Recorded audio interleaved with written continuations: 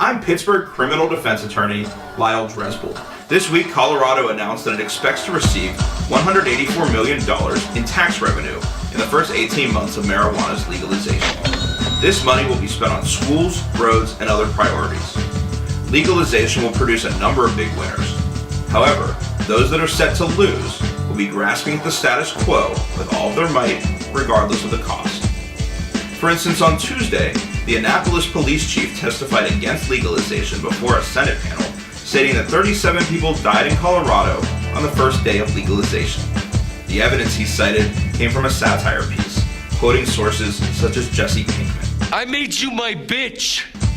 It should have been obvious to a police chief that this article was fake, because no one's ever died from a marijuana overdose. Maybe the chief wanted to believe the story was true, because his police department receives huge amounts of money to combat the war on drugs, money that they risk losing with legalization. Another potential loser, Dr. Neil Capretto, the medical director at Gateway Rehabilitation Center, was on TV last week to warn of a new drug that he claimed is just as potent as meth. Unfortunately, the piece was high on hype and low on facts. The drug is a concentrated form of marijuana that's being produced safely and sold legally around the country. It's used to treat seizures in children and pain related to chemotherapy in adults. No one's ever overdosed from it, and there's never been a death associated with its use. In fact, it's a cleaner alternative for patients because the substance vaporized as opposed to smoked.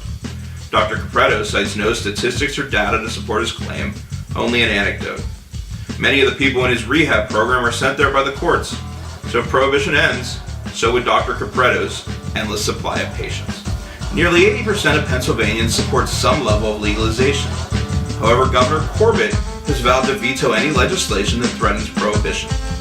The reason may be that two of the industries with the most to lose from legalization, alcohol and tobacco, donated over $200,000 to the governor's last campaign.